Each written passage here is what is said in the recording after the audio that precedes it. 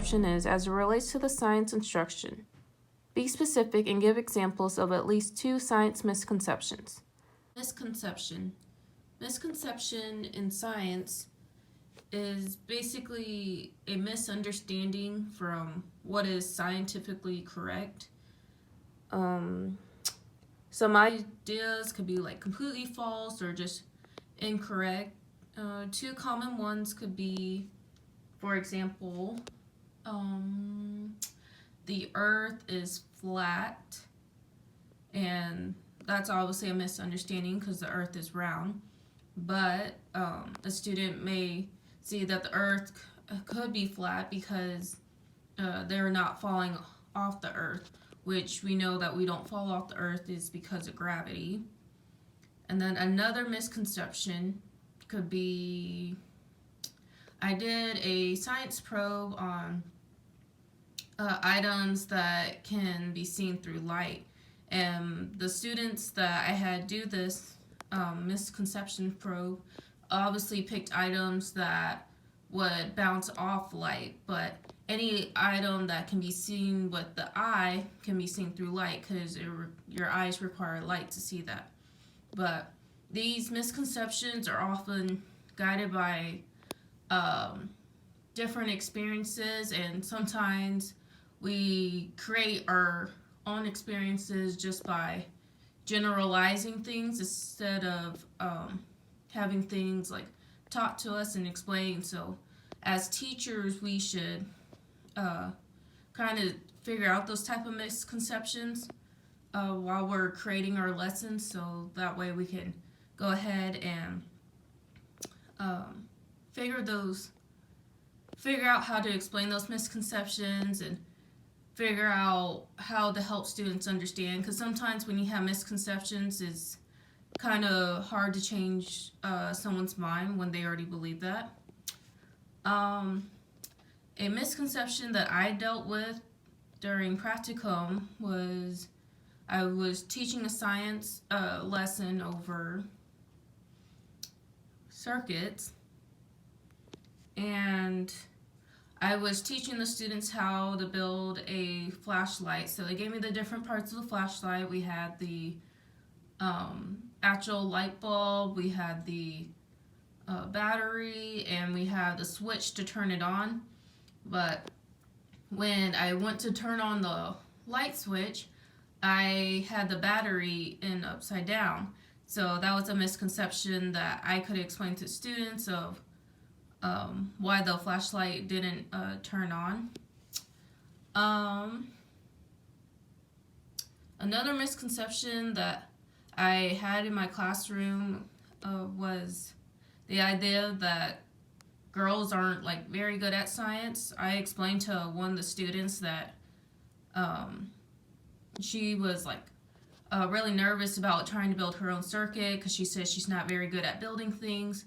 And I explained to her that, you know, it doesn't matter if she's a girl or not. I know she's a scientist, and she just helped me build a flashlight. So I believe that she could help me figure out how to build a circuit. So trying to also build up the confidence within those misconceptions is important as well.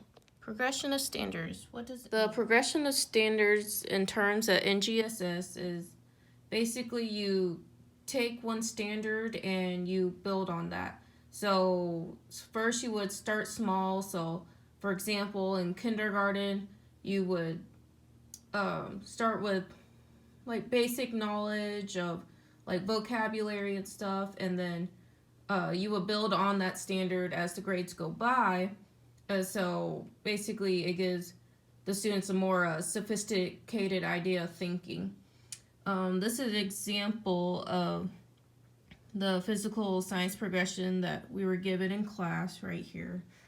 As a 5th grade teacher, the standard for PS1-3, it says make observations and measurements to identify materials based on their properties. So the clarification for this standard is examples of materials to be identified could include baking soda, other powders, metals, minerals, and liquids.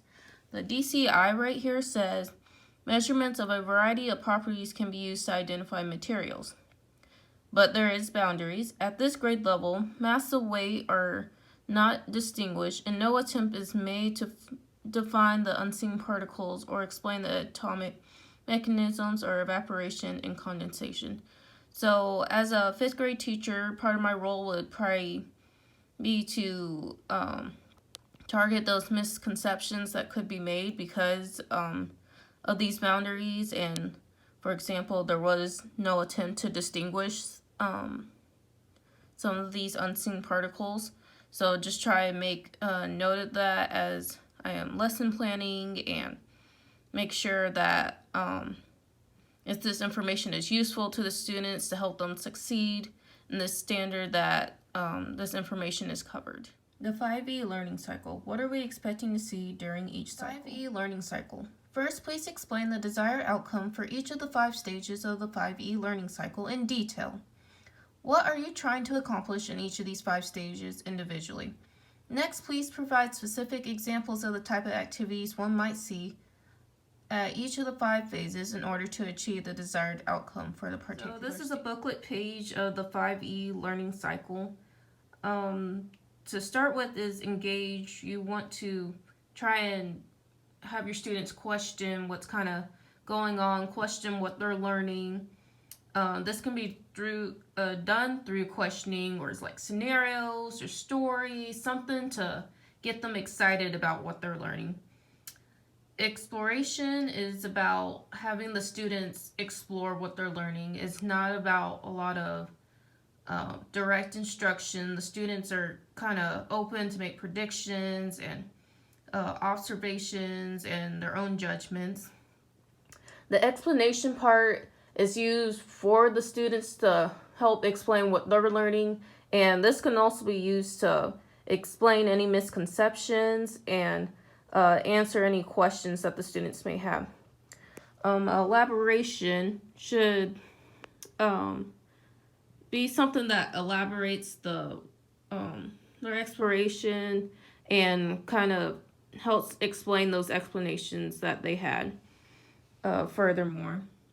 And then evaluations could be like open-ended questions, something that helps demonstrate their knowledge and their progression throughout their learning cycle in the 5E instructional cycle. I am supposed to name off some specific examples that you would see throughout each of these learning cycles. So I will go over my 5E lesson plan that I did during my 4th grade practicum.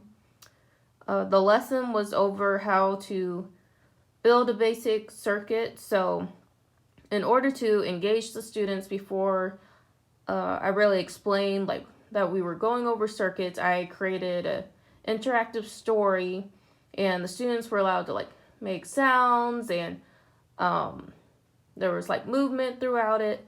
And basically the purpose of the story was for the students to figure out how to build a flashlight in the middle of the storm. So there's a storm that I created in the classroom which called for the movement and the sounds. And I give certain students pieces of a flashlight, such as like the light bulb and the switch and the battery. And we all have to try and figure out how to get the lights back on in the classroom in a scenario after we get the flashlight working. So after we get the flashlight working, we move into the exploration where the students are figuring out how to get a light bulb on.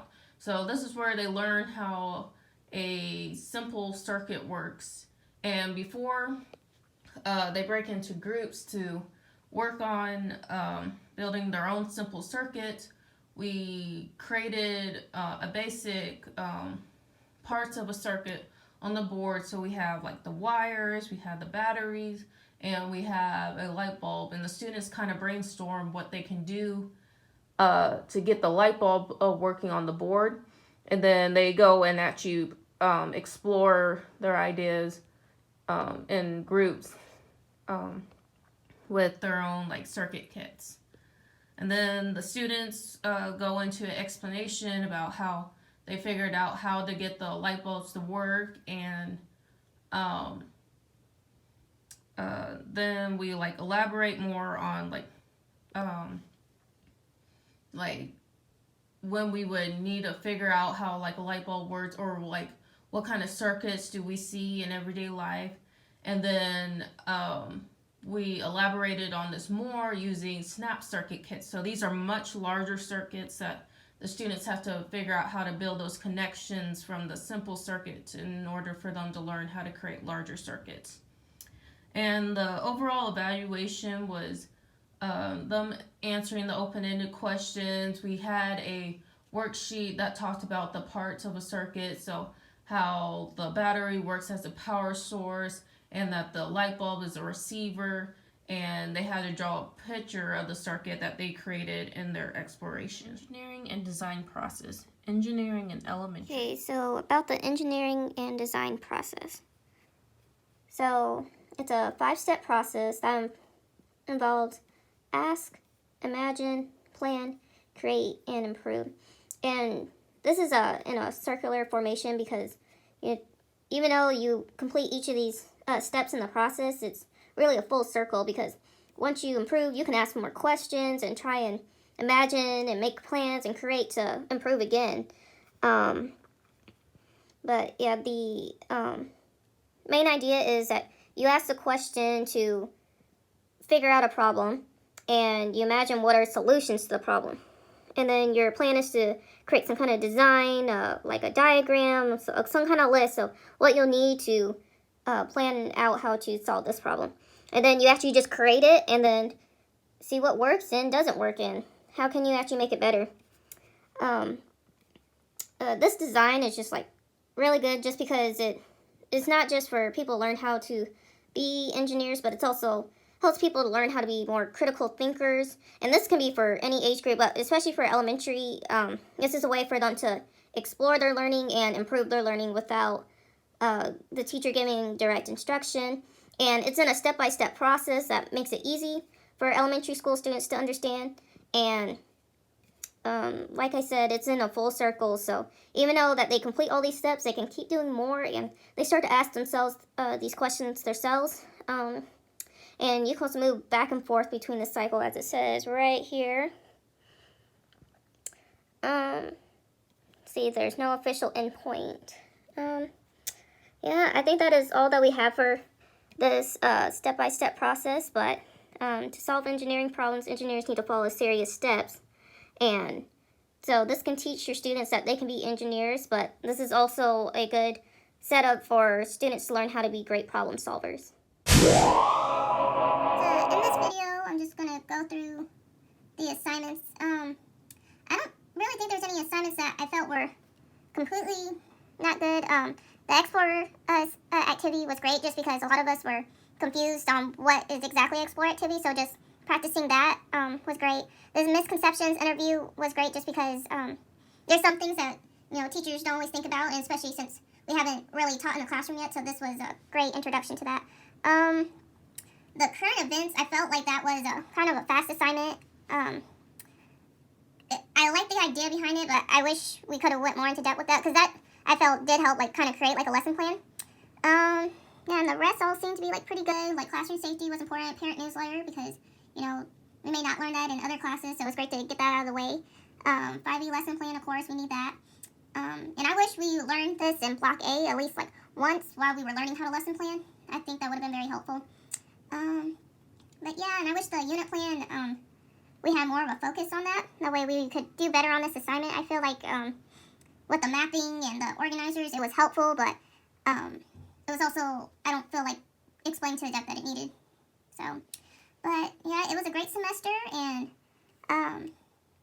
yeah, I look forward to next semester, and I can continue using this 5E lesson plan to help me plan, and yeah, have a great semester in a semester